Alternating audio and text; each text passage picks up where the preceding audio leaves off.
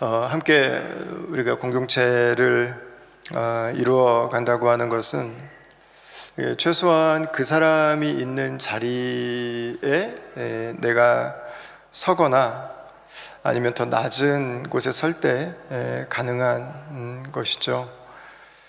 지난주에 우리는 사도 바울이 이렇게 선포하는 이야기를 들었습니다. 연약한 자들을 얻을 수 있다면 나는 평생 고기를 먹지 않겠다라는 말이었습니다. 왜 그런 이야기를 했을까요? 우상에게 드린 고기를 먹으면 안 돼요 라고 주장했던 분들은 대부분이 신전에나 가야 고기를 먹을 수 있는 분들이었습니다. 그러니까 자유를 외치는 분들은 사회적으로 경제적으로 조금 여유가 있는 분들이 대부분이었고요. 반대로 우상에게 드렸던 제물을 먹으면 안 된다고 주장했던 분들은 신전이 아니라면 고기를 먹기 어려운 분들, 사회적으로 경제적으로 조금 더 약한 계층에 속해 있던 분들이었습니다. 그러니까 여러분, 그들이 바꿔서 말하면 나는 예수님을 믿기 위해서 결단했어요. 나는 신전에 드렸던 고기를 먹지 않을 거예요 라고 얘기하는 거는 바꿔서 말하면은요, 나는 평생 고기를 안 먹어도 관계없어요 라고 말하는 것과 다르지 않았던 거예요. 바울이 왜 이렇게 이야기를 할까? 그것은 그들이 그렇게 산다면 나도 그들처럼 살겠다고 하는 결단이었던 거죠. 그들을 얻기 위해서라면, 그들이 평생 고기를 먹지 않는다면 나도 그들처럼 평생 고기를 먹지 않아서 그들을 얻겠습니다. 그들이 시험에 들도록 그들을 넘어지게 하도록 하지 않겠습니다 라고 이야기를 한 거죠. 그게 한 영혼을 얻기 위한 그런 수고인 거죠. 근데 이 이야기를 듣고 자유를 누리는 사람들이, 권리를 누릴 수 있다고 말하는 분들이 한 번 더 이야기를 합니다. 그럼 바울이 참된 자유자가 아니네. 아니, 누릴 수 있는 건데 왜 그렇게까지. 그러니까 바울이 이거에 대해서 이제 다시 대답을 하는 거예요. 그게 9장 우리가 읽은 말씀이거든요. 1절을 다시 한번 보세요, 여러분. 내가 자유인이 아니냐? 내가 사도가 아니냐? 예수 우리 주를 보지 못하였느냐? 주 안에서 행한 나의 일이 너희가 아니냐? 이렇게 이야기합니다. 바울은 다시 한번 강조합니다. 내가 자유인입니다. 나는 여러분들에게도 매이지 않았고, 나는 데살로니가 교회에도, 나는 갈라디아 교회에도, 나는 어디에도 매이지 않았습니다. 나는 자유인입니다 라고 이야기를 해요. 그리고 갑자기 자신이 사도라고 이야기를 합니다. 이게 조금 약간 뭐라 그럴까요? 약간 생뚱맞다 그럴까요? 갑자기 좀 튀어나오는 그런 표현이죠. 왜 갑자기 사도는 권리와 자유에 대한 이야기를 하다 말고 왜 갑자기 자신이 사도라고 하는 이야기를 할까? 왜냐하면 고린도 교회에는 바울이 사도가 맞아? 라고 하는 것에 대한 퀘스천이 있었거든요. 여러 가지 이유가 있었어요. 게바처럼 직접 예수님이랑 3년 동안 살지 않았잖아, 뭐 이런 것부터 여러 가지가 있었는데, 그래서 그 뒤에 그 얘기를 합니다. 예수 우리 주를 보지 못하였느냐? 나도 주님을 친히 만났다. 이 얘기를 이제 하면서 그 이유 중에 하나가 뭐였냐면요, 베드로나 다른 사도들은 일을 하지 않는데 바울 당신은 왜 일을 하세요? 라는 거였어요. 아니, 사도라면 그냥 복음을 위한 일만 하셔야지, 교회를 위한 일만 하셔야지, 당신은 왜 돈을 버세요? 당신은 왜 노동을 하세요? 라는 것으로 바울을, 당신은 진짜 사도가 아닌 것 같다는 이야기를 하는 분들이 있었던 거죠. 이것은 그들이 가지고 있었던 왜곡된 노동관과도 연결이 되어 있습니다. 왜냐하면 근동의 신화들은 인간이 만들어진 이유가 신들의 노예예요. 일을 하기 위한 노예. 그래서 실제로 노동은 누가 하느냐 하면 노예들이나 하는 거예요. 그러니까 우리가 사회에서 다 일하잖아요. 지급받고. 그러니까 귀족들이나 조금 더 신과 가까운 사람들은 일을 안 하는 게 맞다고 그들 스스로 전제하고 있는 거예요. 하층민들이나 일하는 거고 노예들이나 일하는 거지. 아니 왜 하나님의 종인 예수님이 직접 불렀다고 말하는 사도가 왜 노동을 하는가라는 질문을 그들이 했던 것입니다. 3절 한번 보세요. 나를 비판하는 자들에게 변명할 것이 있다고 그가 적극적으로 대응을 합니다. 왜냐하면 그가 사도가 아니라면 그가 전한 복음이 사견이 됩니다. 바울 개인의 견해가 돼요. 십자가의 복음, 하나님의 은혜의 복음이 개인이 그냥 이야기하는 게 돼요. 자기가 사도로서 행한 게 아니라면 고린도 교회의 기초가 바뀌어도 뭐라고 할 말이 없어요. 율법주의가 오든 성공주의가 오든 성장주의가 오든 긍정주의가 오든 별로 관계가 없는 거예요. 그러니까 사도로서의 자신이 정체성이라고 하는 것이 정확하게 전달되어야 되고 지켜야 되는 거죠. 그래서 바울은 자신이 사도로서 고린도 교회를 개척했다고 하는 것을 아주 강력하게 변증합니다. 그리고 내가 사도로서 사역했기 때문에 그 결과로 얻은 것이 바로 고린도 교회 성도들 당신들이라고 하는 것을 말하는 거죠. 그리고 이제 4절부터 6절까지 말합니다. 나에게도 사도로서 이런 권리가 있습니다. 4절 한번 보세요. 우리가 먹고 마실 권리가 없겠느냐? 우리가 다른 사도들과 주의 형제들과 게바와 같이 믿음에 자매된 아내를 데리고 다닐 권리가 없겠느냐? 어째 나와 바나바만 일하지 아니할 권리가 없겠느냐? 이렇게 말합니다. 바울도 그들이 말하는 것처럼 사도로서 후원받을 권리, 결혼을 하고 아내와 함께 다닐 권리, 생계를 위해서 일하지 않을 권리가 있다는 거예요. 그걸 모르는 것도 아니고 쓸 줄 모르는 바도 아닙니다 라는 이야기를 하고 있는 거죠. 7절도 뒤에 12절까지 계속 이어갑니다. 누가 자기 비용으로 군복무를 하겠느냐? 누가 포도를 심고 그 열매를 먹지 않겠느냐? 누가 양떼를 기르고 그 양떼의 젖을 먹지 않겠느냐? 이 로마의 용병이죠. 샐러리를 받고 정부를 위해 일하는 군인들은 국가에서 월급을 받습니다. 포도를 심는다면 열매를 기대합니다. 양떼를 기른다면 그 양의 젖을 먹는 것은 사회적인 상식입니다. 그리고 8절 9절 보면은 사회적인 상식만이 아니라 율법도 이야기하죠. 내가 사람의 예대로 이것을 말하느냐? 율법도 이것을 말하지 아니하느냐?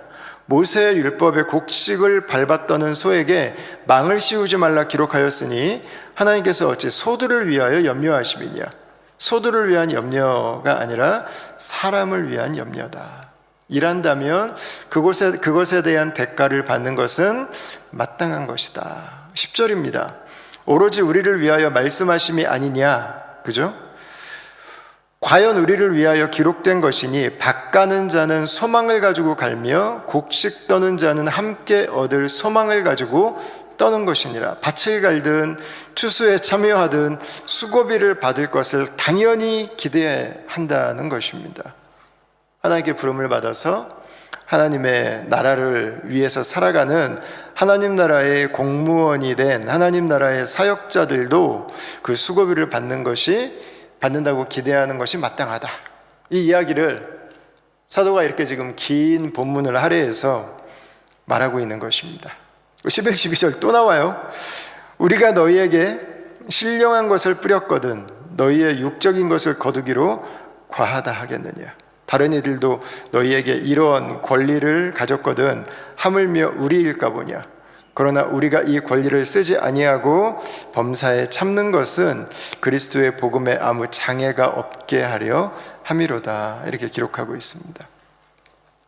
노동을 해서 세상에서 수입을 받는다면 영적인 사역을 하고 물질적인 수입을 취하는 것도 합당한 것이다 라는 이야기를 하고 있습니다.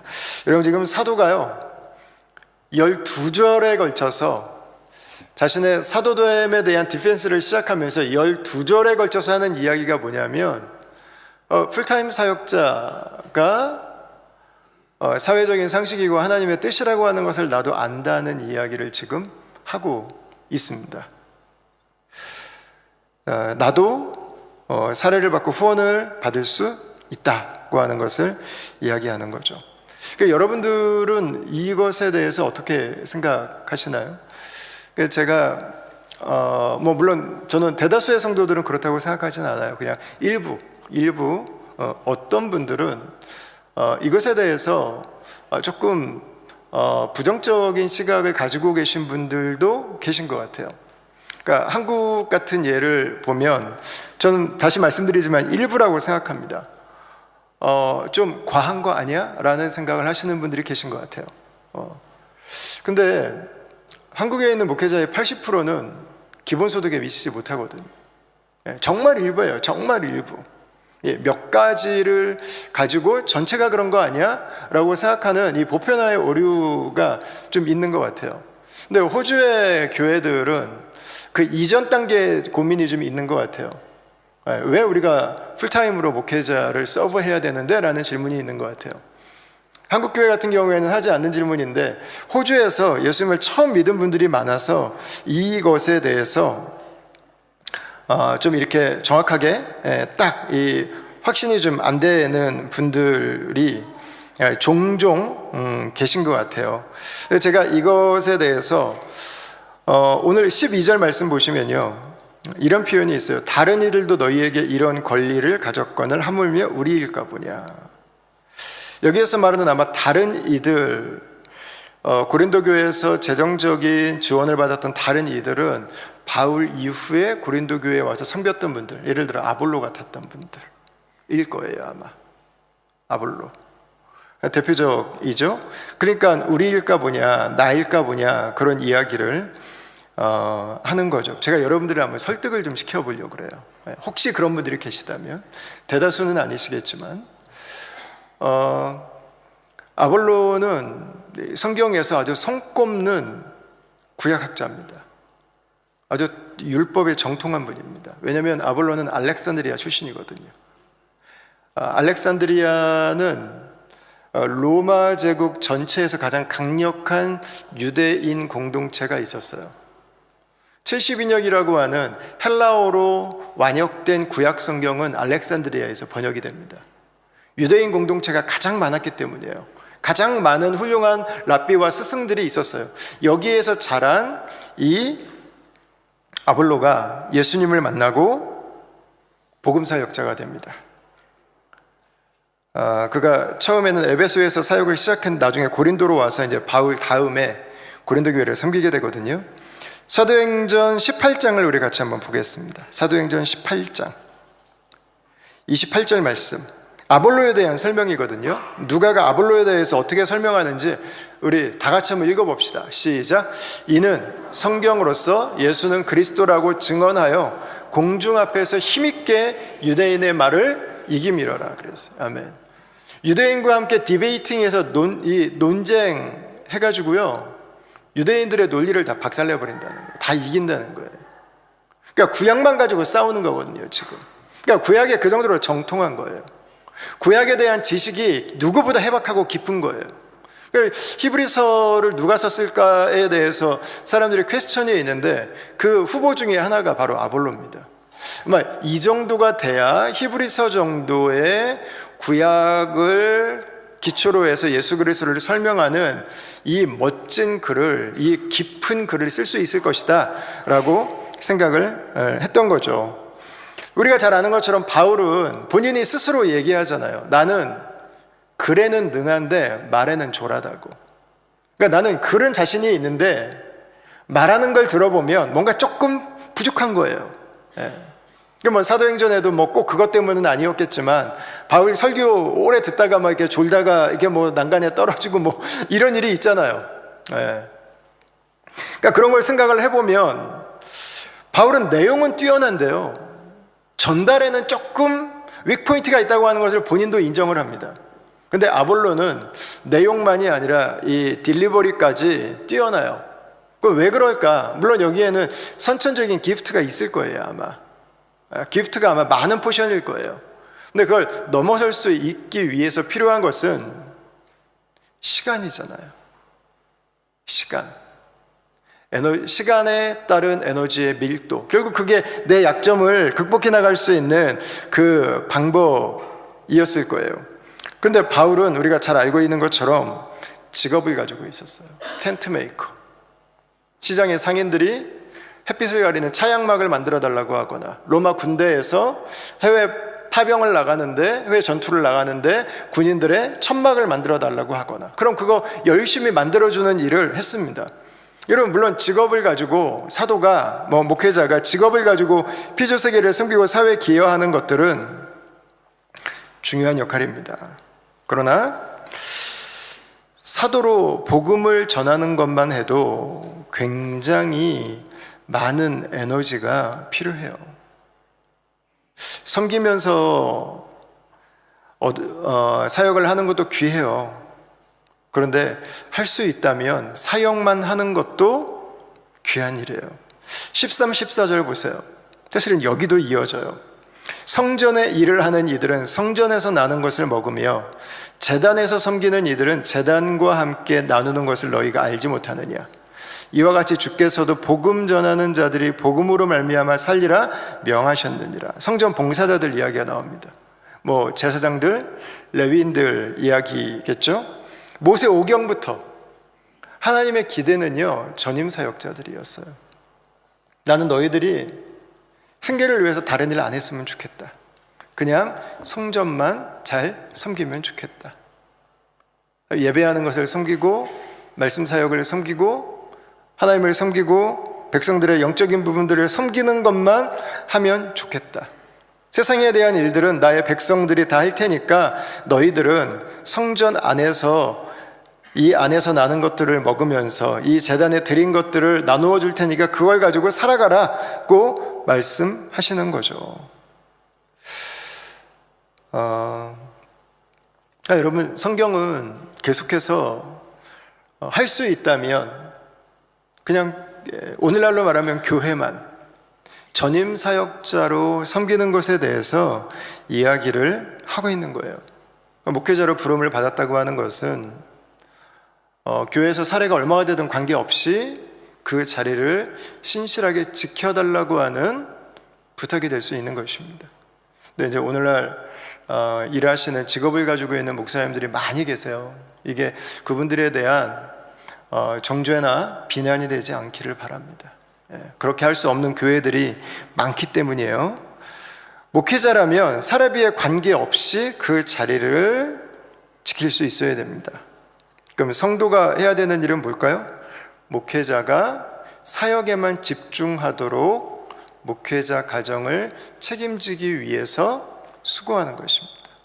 노력하는 거예요. 그때 이게 꿍짝이 맞는 거예요. 그때 목회자는 관계없이 섬기고, 성도들은 안 되는데 하고 우리가 더 관심을 갖고 책임질 생각을 하는 거죠. 큰 교회 목사님들에 대한 좀 부정적인 인식들이 종종 있는 것 같아요. 근데 저는 그거에 좀 동의하기 어려워요. 뉴스에 뭘 많이 받아서 어떤 목사님들이 이런 얘기가 나오는데, 저는 이게 정말 좀 약간 저는 좀 퀘스천이 있어요. 왜냐하면 제가 아는 많은 목사님들은 대형교회를 목회하시는 분들도 다들, 물론 교회가 크니까 사례비는 많이 받으시겠죠. 근데 그분들이 그 교회에서 헌금하시는데요, 전체 성도 중에서 1, 2, 3위 하시는 분들이 많거든요. 헌금을 정말 많이 하세요. 어떤 분은 사례비의 절반, 10의 1조가 아니라 10의 6조, 7조를 드리는 분도 저는 알고 있어요. 그러니까 우리가 생각하는 것과 제가 알고 있는 목사님들과 언론에 나오는 목사님들이 간혹 한 분씩 이렇게 나오는데 너무 달라요. 너무 달라. 사례를 많이 받으시는데 언론에 안 나오시는 목사님들은 아마 성도들이 다 아실 거예요. 이분들이 교회를 위해서 얼마나 많이 헌신하시는지. 그래서 여러분, 이 부각되는 그 일부를 보고 전체가 그렇다고 생각하지 않으셨으면 좋겠어요. 저는 좀 제가 목사로서 항상 안타까운 부분이에요. 항상 안타까운 부분.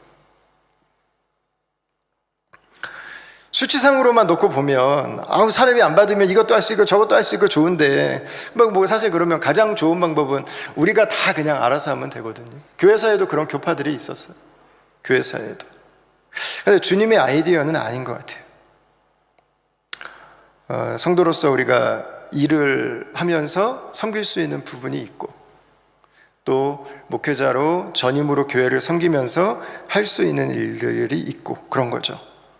제가 아는 분들 중에요, 사회에서 일도 하지 않으시고, 그러니까 이거 좀 의미가 좀 다른데, 교회에서 사례를 안 받으시는 분들이 계세요.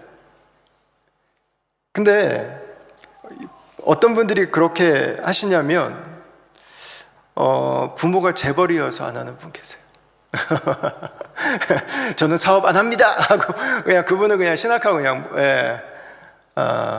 사역만 하세요.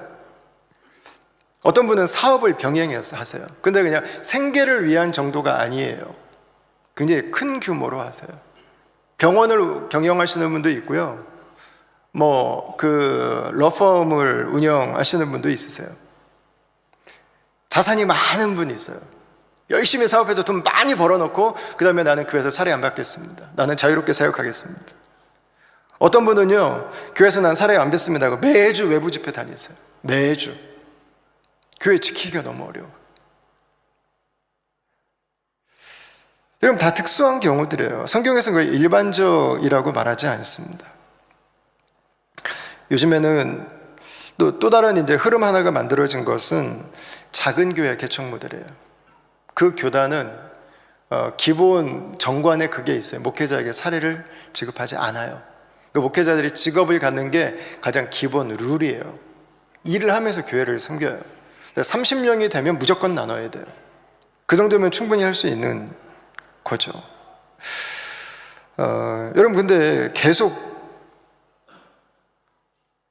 작은 것만을 지켜가는 게 성경적이라고 말할 수 있는가? 성경은 또 그렇게 말하지는 않잖아요. 그죠? 그리고 교회가 어느 정도 규모가 되고 교회가 어느 정도 자리를 갖게 되면 이제 본질적인 사역만이 아니라 비본질적인 사역이 본질적인 사역들이 본질적인 사역되게 하기 위해서 많아지거든요. 근데 그 사역들을 일주일에 한번 열심히 일하다가 갑자기 교회 생각하고 모여가지고 결정할 수 있는 일들이냐? 그렇지 않아요. 더 많은 시간, 전문성, 연구, 노력, 숙련, 훈련들이 필요한 거죠. 그래서 복음을 위한 사역은 전문성이 필요해요. 그 일들이 있어야 된다는 거죠.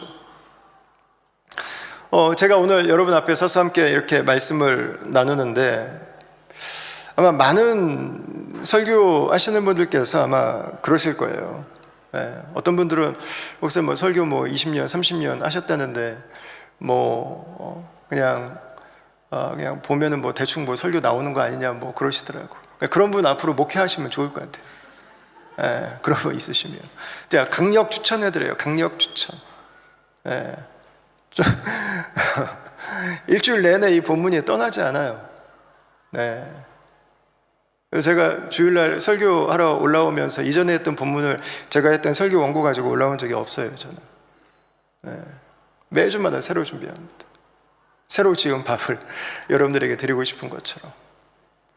여러분, 이게 1세기에 어떤 의미였을까 한번 고민해 봐야 되잖아요. 물어봐야 되잖아요. 원어가 뭘 말하는지 한번 봐야 되잖아요. 그죠? 그래도 공적으로 전하는데 이게 우리 시대에는 어떤 의미가 있는지 한번 생각해 봐야 되잖아요. 이걸 두 개를 연결해 가지고 이걸 딜리버리 해야 되잖아요. 써야 되잖아요. 근데 한번 쓰면 다 되느냐면 그렇지 않아요. 옛날에 뭐 이동원 목사님 그 몇 줄 이렇게 써가지고 올라와서 사람들이 설교를 너무 잘하시니까 역시 달변가라고 그랬는데 이동원 목사님은 풀 스크립트를 쓰시고 그걸 다 외운 상태에서 대지만 몇 줄 써서 올라와서 그걸 갖고 설교하셨던 거예요. 그냥 삘꽂히는 대로 설교하지 않는다고요. 한 줄 한 줄 다 써요.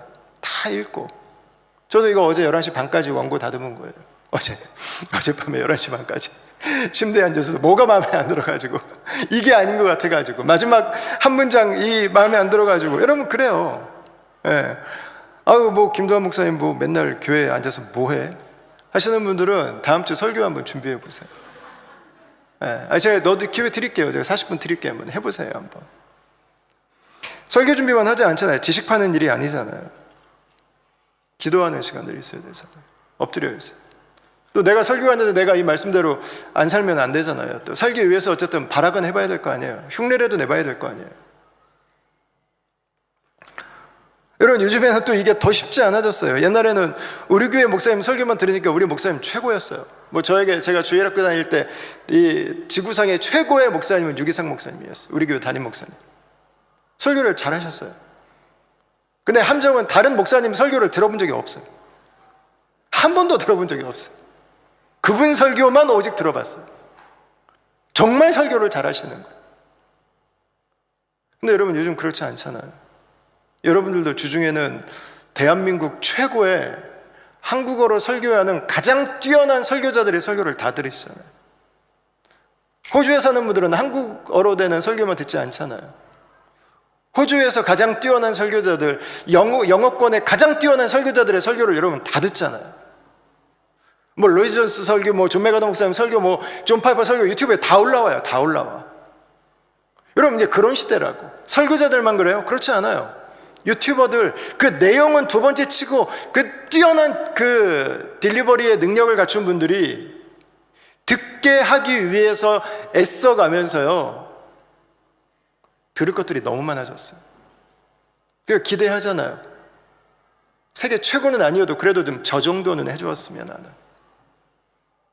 여러분, 이게 이것저것 다 하면서 할 수 있는 일이 아니에요. 거기다가 설교는 교회를 섬기는 것 중에 가장 중요한 부분이지만 일부예요. 전부가 아니에요. 목사는 모든 건 하지 않지만 모든 것에 대해서 이해는 있어야 돼요.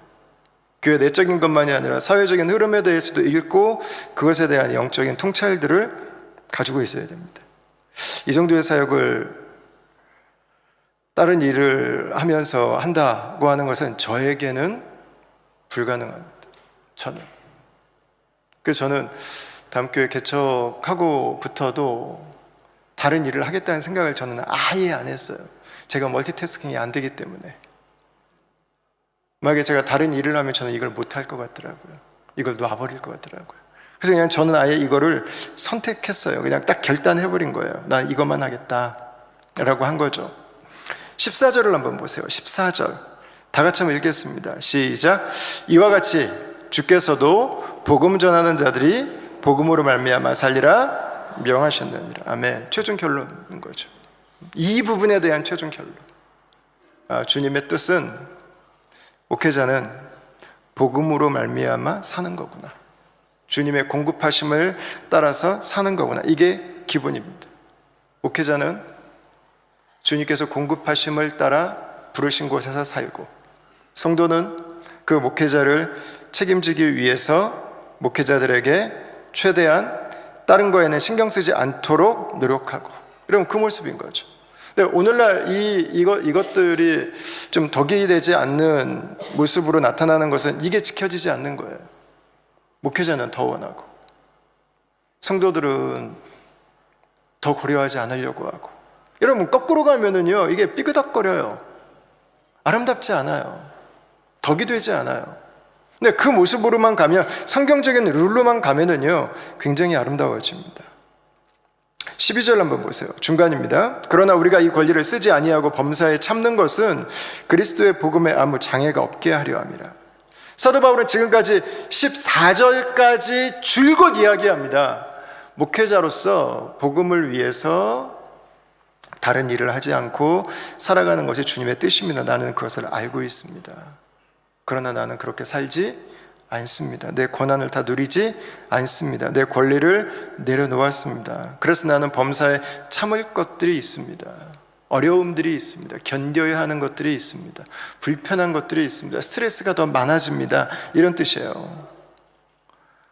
그러나 나는 복음에 아무 장애가 없게 하려고, 예수 그리스도의 복음이 한 영혼에게 전해지도록 하기 위해서, 주님의 교회가 세워지는 것을 내가 걸림돌이 되지 않기 위해서 나는 나의 권리를 내려놓습니다. 이렇게 이야기를 하고 있는 거죠. 바울이 어떻게 이렇게까지 할 수 있을까? 저는 그 생각을 좀 한번 해봐요. 이게 바울이 직업으로 만약에 이걸 선택했다면 바울이 이렇게 살 수 있었을까? 저도 가끔 그 생각하거든요. 이게 내가 직업으로 이걸 선택했다면 이렇게 살까? 안 살 것 같아요. 그죠? 직업이니까. 근데 바울은 이게 직업이 아니에요. 부르심이에요. 주님이 이 일을 하라고 그 자리에 부르신 거예요. 세우신 거예요. 16절 17절 한번 보세요. 다 같이 한번 읽겠습니다. 16절 17절 시작. 내가 복음을 전할지라도 자랑할 것이 없음은 내가 부득불할 이름이라. 만일 복음을 전하지 아니하면 내게 화가 있을 것이로다. 내가 내 자의로 이것을 행하면 상을 얻으려니와 내가 자의로 아니한다 할지라도 나는 사명을 받았노라. 아멘. 부득불해야 되는 일이에요. 선택권이 아니라고요. 할 수 있어 없어가 아니라고요. 하고 싶어 안 하고 싶어의 문제가 아니라고요. 주님이 하라고 세워놓으셨다고. 너는 이거 해라고 찍어놓으신 거라고. 바울에게는 결정권이 없어요. 돈을 벌기 위해서 선택한 일이 아니에요. 주님의 일이에요. 여기에서 나의 권리를 주장하지 않아요. 주님의 일이기 때문에. 주님이 나를 그분의 종으로 부르셔서 이 일을 맡기셨기 때문에 그 어떤 보상도 기대할 필요가 없는 거죠. 주님께서 나의 보상이시고 주님이 나의 자랑이시고 주님이 나의 주인이시고 주님이 나의 명령권자이신 거죠. 18절 한번 보겠습니다. 그런즉 내 상이 무엇이냐? 내가 복음을 전할 때 값없이 전하고 복음으로 말미암아 내게 있는 권리를 다 쓰지 아니하는 이것이로다. 바울은 자신이 누릴 수 있는 것을 다 내려놓습니다. 자신의 권리를 주장하지 않습니다. 오늘 본문의 주제는 목회자들은 다 일해야 되는 거구나가 아닙니다. 오늘 본문의 주제는 내려놓음입니다. 복음을 위한 권리의 내려놓음. 이것이 그는 자신의 상이라고 말합니다. 내가 주님을 섬길 수 있는 것 이 자체가 나의 상인 거죠. 내가 주님의 종일 수 있는 것이 나의 상인 거죠. 내가 하나님 나라를 위해 살아갈 수 있는 것이 내 인생에 주신 하나님의 최고의 상인 거죠. 여러분, 저와 여러분들이 그 마음으로 2026년도를 섬겨갈 수 있기를 우리 주님의 이름으로 축원합니다. 그래서 바울은 진짜 사도인 거예요. 부르신 분이 주님이시고 부르신 그 일을 위해서 나의 유익이 아니라 주님의 나라를 위해서, 주님의 교회를 위해서, 주님의 영광을 위해서 살아가는 사람. 이게 바울의 진짜 모습인 거예요. 저는 이게 복음을 위해 부름받은 모든 사역자의 자세일 것이라고 저는 믿습니다. 이 모습은 과하거나 이상하지 않습니다.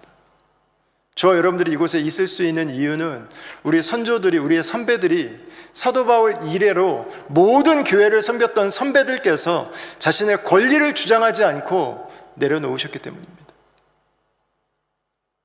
자신의 자유를 복음을 위해서 사용하셨기 때문입니다. 자신의 에너지를 하나님 나라에 초점을 맞춰서 내어 드렸기 때문입니다. 여러분, 이게 우리의 가정이 존재할 수 있는 이유예요.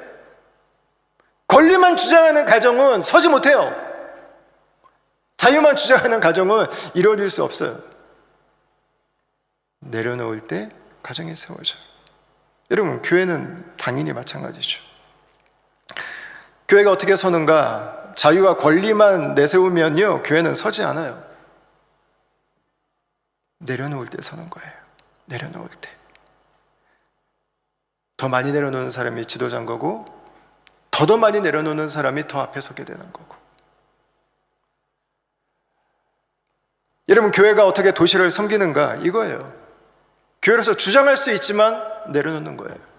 열심히 섬기고 사라지는 거예요. 보이지 않는 거예요. 어떻게 열방이 그리스도의 복음이 영광스러운 복음을 들을 수 있는가? 내 삶을 드리고 선교사를 파송하고 우리의 에너지를 쏟고 그 땅을 위해 기도하고 모든 에너지를 다 드리지만, 나누지만, 그러나 그리스도 그분 한 분의 이름만 높임 받으시도록, 하나님 한 분만 예배 받으시도록 나는 사라지는 거죠. 나를 내려놓는 거죠. 여러분, 그때 교회의 영향력이라고 하는 것이 세상에 흘러가게 되는 것입니다. 이런 섬김들이 있었기 때문에 교회가 있습니다.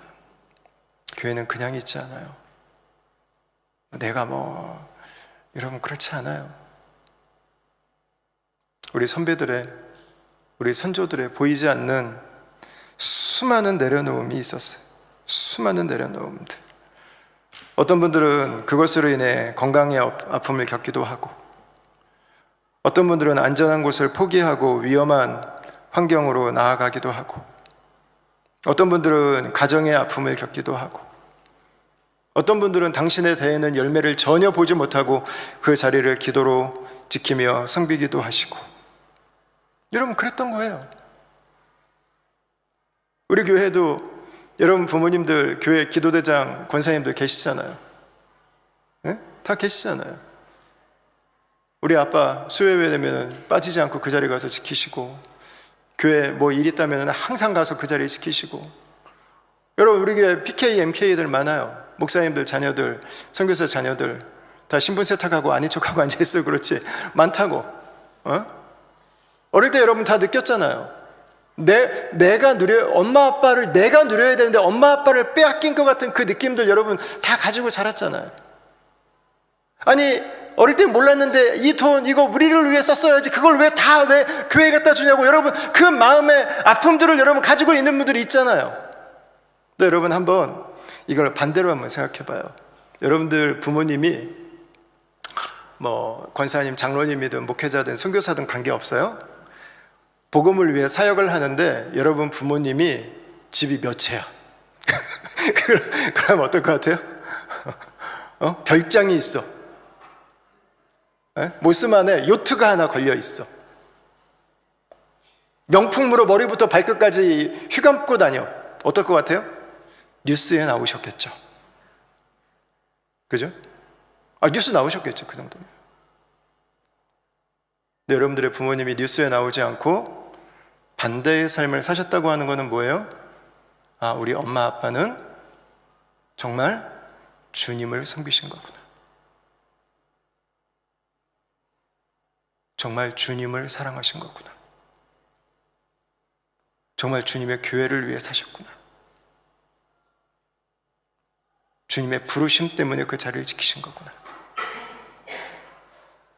주님 앞에 평생 신실하셨구나. 여러분 부모님들을 자랑스럽게 생각하셔도 돼요. 그 부분에 있어서는. 그리고 그 세대의 헌신이 우리가 있게 한 거예요. 여러분 부모님들을 자랑스러워 하셔도 돼요. 내세우셔도 돼요. 귀한 분들이세요. 우리가 그분들에게 배워야 되는 거예요. 우리 세대에서 지금 잃어가고 있는 거예요. 우리 세대에서 놓치고 있는 거예요. 우리 세대에 다시 회복해야 되는 것들이에요. 그 세대가 있었기 때문에 그래도 우리 세대가 주님 앞에 예배드리고 주님 섬기고 가는 거예요. 여러분 우리는 그 은혜의 빚을 지고 있는 거예요.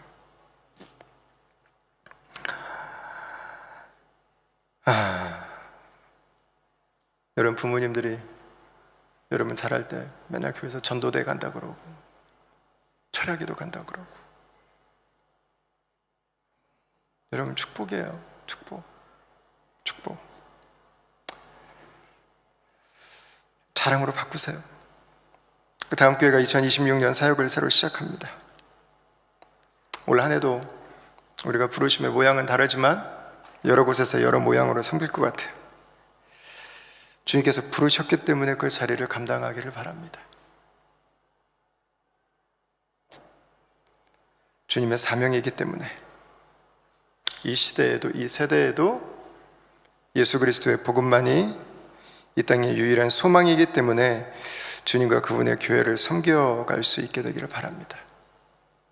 복음의 장애가 되지 않을 뿐만 아니라 복음의 진보가 일어날 수 있도록 기꺼이 낮아지고 기꺼이 나를 내려놓고 다음 교회로 인해서 이 땅이 주님의 나라를 보게 되는, 주의 살아계심을 보게 되는 귀한 은혜의 한 해가 우리 공동체의 섬김을 통해서 이 땅 가운데 드러날 수 있기를 주의 이름으로 축원합니다.